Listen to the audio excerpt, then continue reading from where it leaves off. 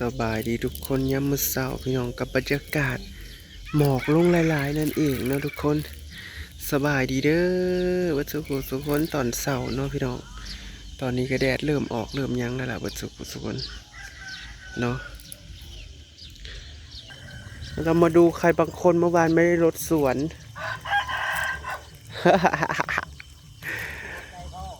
ไม่มีสายยางเมื่อวานนี้เนาะเพราะว่าสองเถากะพากันขมุกขมุนอยู่กับการจอหน้านั่นเองเนาะเมื่อวานนี้วิ่งซื้อของพี่น้องเมื่อวานนี้ที่แรกว่าสิเอาเป็นราคาเหมาเนาะซึ่งราคาเหมาเนี่ยจะได้ของถูกเอ้ยมุนเบิดมุนเบิดมุนเบิดดึงทำไมก็เธอดึงหักแล้วมันไม่มีหลักแล้วเธอทำหักหมดแล้วเบิ้งพี่น้อง ประเทศเป็นลมหัวบักใหญ่หนึ่งนี่เห็นไหมเนี่ยกระเทียมหัวมันเริ่มเพิ่มเลยเมื่อวานพากันเบิ้งเขาเจ้าจ้อน้ำนู่นนี่นั่นหลายสิ่งหลายอย่างพี่น้องวิ่งซื้อของที่แรกว่าสิเอาเป็นราคาเหมาเนาะ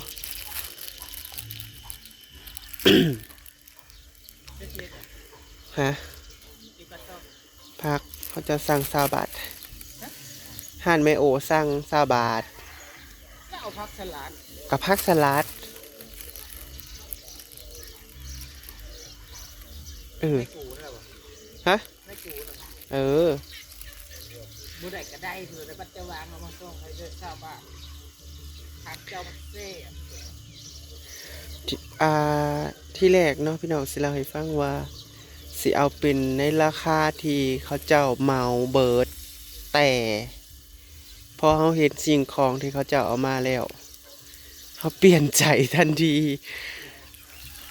บ่พื้นจ้อหน้าเมื่อคืนนี้ที่แรกน่ะราคาเมาส์น่ะกับ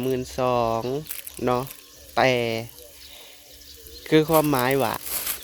คันเขาเจ้าซื้อของให้แล้วเขาเจ้าจะซื้อแต่ของถูกเลยบ่เอื้อก็เลยเปลี่ยนใจเนาะในการว่าราคาเมากับราคาซื้อเองเนาะทุกคนมันกะ มันกะบ่ได้ต่างกันหลายเนาะพี่น้องกับราคาที่บ่เอื้อซื้อกับราคาที่เพิ่นซื้อเนาะต่างนะใดต่างตรงที่ว่าท่อ PVC นั้นเป็นของลาวท่อ PVC นั้นเป็นของลาวแต่ว่าของบ่เอื้อน่ะจะเป็นของไทยเนาะเพิ่นซื้อมามีแต่ของลาวเบิดขอต่อนู่นนี่นั่นก็มีแต่ของลาวแล้วก็เลยว่าเฮาบ่เอาได้บ่เดี๋ยวเฮาสิไปหาซื้อเองอุปกรณ์เครื่องต่อสายไฟทุกสิ่งทุกอย่างเนาะเบื่อเลือกเองเบิดพี่น้องมันก็เลยสูงกว่าราคาของเพิ่นซื้อ450 บาทมันหมดทั้งมื้อวานเนี่ยหมด10,000เท่าไหร่ก็2,450 บาทเนาะก็ถือว่าเบิดกว่าเพิ่นไป450 บาทแต่เฮาได้ของไทยเบิดพี่น้องเนาะขอต่อไทยสายไฟเฮาก็ได้สายใหญ่แล้วก็มีท่อ PVC ก็เป็นของไทยเบิดเนาะ มันก็ดีอย่างหนึ่งเนาะของลาวกะถามว่าดีบ่ก็ดีในระดับหนึ่งแต่ว่ามันบ่หนาสู่ของไทยมันบางกว่าความคงทนกะบ่สู่ของไทยแต่ราคาไทยก็แพงกว่าเฮาก็ไปหาซื้อเมื่อวานนี่โอ้ยบ่เอื้อก็วิ่งซื้อของแหละพี่น้องก็จนบ่ได้ถ่ายคลิปแน่นิดหน่อยเนาะกลับไปกลับมาไปส่งเบ้าน้ำคิดว่าสิแล้วไว้จอหน้าเมื่อคืนนี่ก็เบิด จนเพื่อแล้วเพื่อยังนะเที่ยงคืนจังได้แล้วพี่น้องปาดเป็นหยังจังคือโดนแท้วัตติอ่าที่แรกเพิ่นก็จะเอาแต่36เพิ่นว่า36กับพ่อเนาะเพิ่นว่าแล้วบ่เอื้อก็เลยคิดว่าเฮาใส่น้ำหลายย่านน้ำบ่พอใส่เนาะก็เลยว่าขออีกสัก2 เม็ดซะเป็น38บอกว่าเมื่อคืนนี้เพิ่นก็เอาลงให้ฮอด38เนาะแต่ว่ามันก็แข็งทุกคนมันเสียมใหญ่เด้เพราะว่ามันเป็นเสียมใหญ่ลงไปจนฮอด38 เมตรเพราะว่าเขาใส่ไดปุ่มไดอันโหวนี่พี่น้องมันก็แห้งเพราะว่าเปิดเมื่อคืนนี่ก็จวกเนาะก็โอเคอยู่พี่น้องกาจ้อน้ำก็โอเคแต่ว่าราคาก็สูงนิดนึงเนาะแต่ว่าของปลาบัวก็สูงคือกันของปลาบัวเบิด12,000เนาะแต่ว่าของเฮาก็เบิดของเฮาน่าจิเบิดหลายกว่าเพราะว่าของเฮาตัวปิดตัวหยังของมันกับเป็นเล็กเป็นหยังเบิดคือความหมายว่าเด็กหน่อยบ่สามารถป้อนมากินลงได้เนาะสายไฟเฮาก็เลือกเองแต่ว่าของปลาบัวก็มันก็น่าจะเลือกเองแหละขอต่อนู่นนี่นั่นเนาะแต่ว่าเฮาซื้อเล็กซื้อหยังมาใส่ปิดรูนั่นแน่มันก็เลยแพงขึ้นไปอีกนิดนึงเนาะแล้วก็เบิดหลายอยู่พี่น้องซื้อเบื่อก็ซื้อสายยางแน่ท่อ PVC ก็เหลือเนาะเฮ้ยเหลือ2-3 ท่อนบ่เมื่อคืนนี้เหลือ3 ท่อนเพราะว่าคือความหมายว่า เป็นหยังจังเหลือเอาเพิ่นเอาลงไปจักท่อนก็เฮ้ย10บ่เอาลงไป10 ท่อนแล้วมันลึกโพดและหน้ามันบ่ขึ้นมันขี้รูอีกเพิ่นก็เลยถอดออกอันหนึ่งแต่ว่าอันหนึ่งก็มาตัดเห็ดของอขอยังมันเน่แล้วก็เลยเหลือเนาะก็เหลือหลายอยู่สองอันกับท่อเบอร์40ก็เหลืออันหนึ่งเนาะก็โอเคใช้ได้เนาะได้เลยแหละน้ำนะแบบเฮาโฮดใส่อันภาคโดยตรงนั่นนี่บ่ได้เด้พี่น้องบัดนี้มันแห้งโพดเนาะอันนี้ยังว่าแว่งจังซี่เนี่ยได้มึงแต่คนที่เฮ็ดสปริงเกอร์เอาฮักเบิด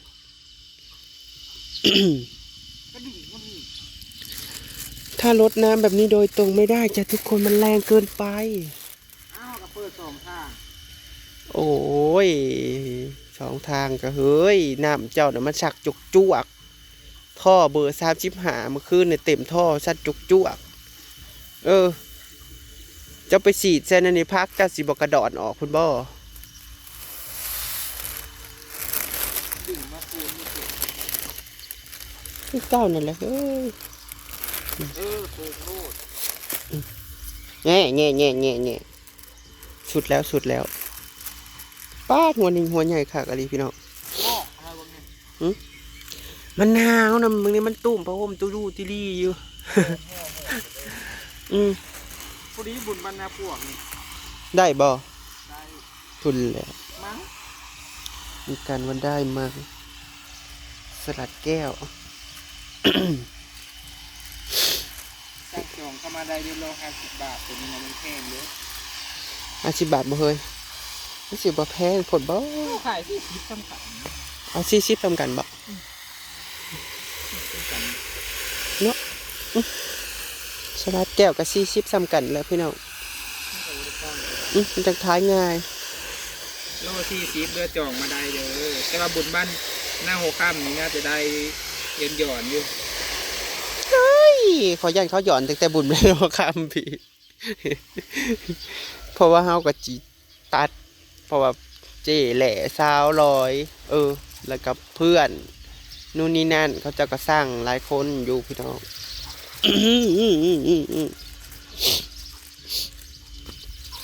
งามเลยทุกคน แ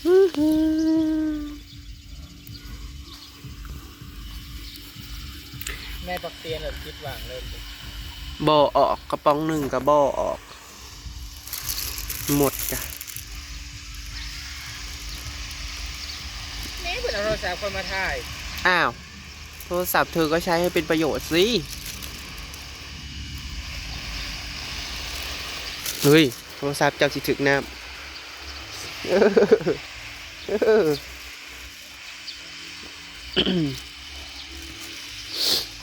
เนี่ยนี่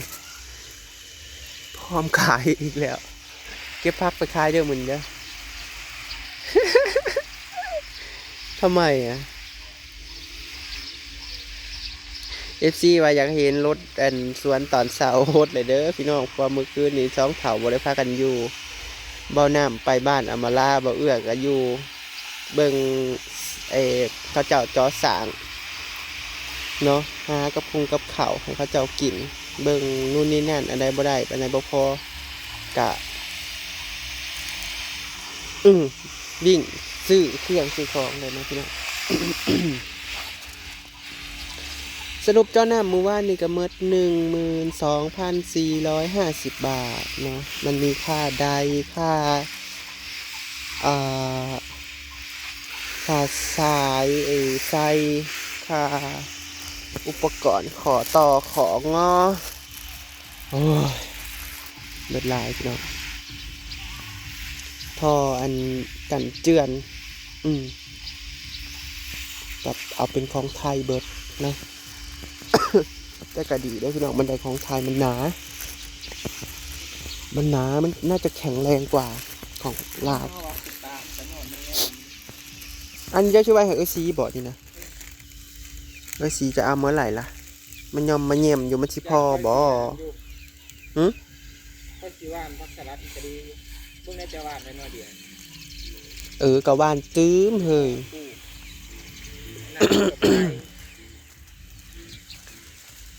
มันบ่ทันได้ขึ้นเบิดปะคือว่าข่อยวาดมักหลายๆนี่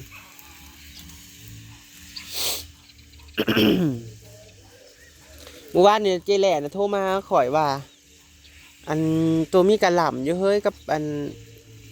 สลัดเองอยากได้ก็เลยว่ามีดีแต่ข่อยเกือบเป็นข่อยเก็บเมื่อวานนี่วันนั้นผัดเองเอาวันที่16คนเด้อโอ้ยตายหลอนคนเอ้ยวะดีแล้วขอบอกเมื่อเก็บอันเอาไปหายเดี๋ยวนี้ว่าซั่นลืมบอกผัดว่าโอ้ย เพิ่นสร้างกระหล่ำพี่น้อง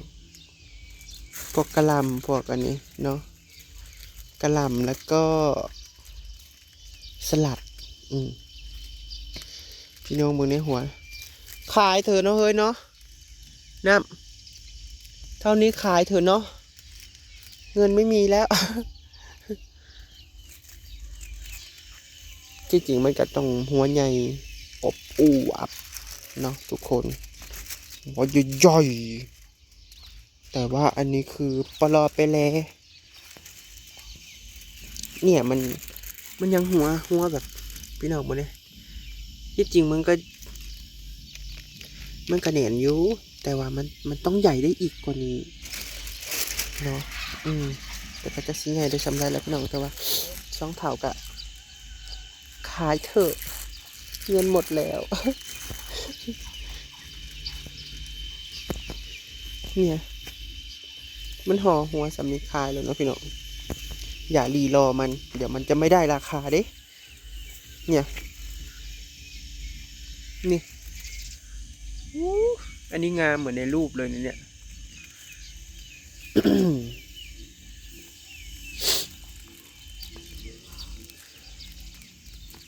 พี่ตัวมันงามนะทำไมมันงามเป็นของมันงามย้อนว่าบ่เอือคนดินในน้องนะขึ้นมาอันนี้นั่นนี่เบิ่งแน่สิเจ้าก็จะขนขึ้นมาอีกอยู่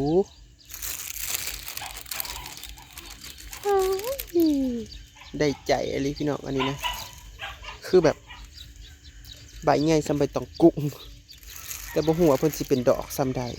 เนาะไม่เคยปลูกอันนี้กระหล่ำนี่ปลูกน้ำหลัง เบี้ยเพิ่นขึ้นมานำหลัง แต่อันนี้นะไม่เคยปลูกเลยนะฮะซึ่งไม่รู้ว่าเขาจะเป็นดอกให้ใหญ่ขนาดไหนไม่เคยเนาะส่วนอันเนี้ยลักออกลูกตั้งแต่เมื่อไหร่ตายแล้วนี่พริกหยวกหรือว่าพริกหวานนั่นเองนะทุกคนป๊าดทำไมเธอลูกใหญ่สวยจังเลยเอาต้องปิดใบมันออกวะพี่น้องเพราะว่าใบมันเยอะมากเลยเนอะ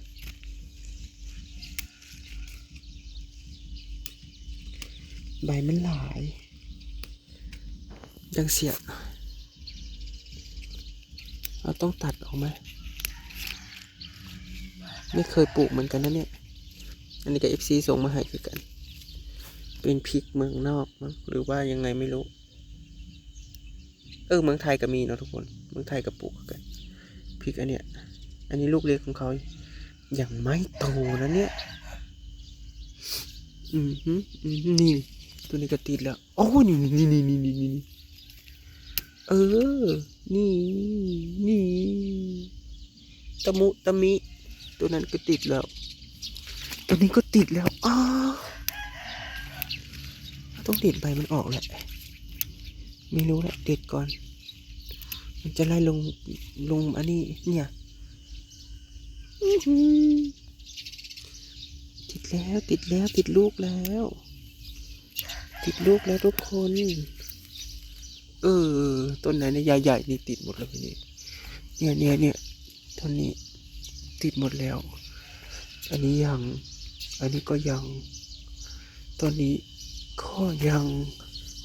แต่เราจะเด็ดใบมันออกใบมันเยอะ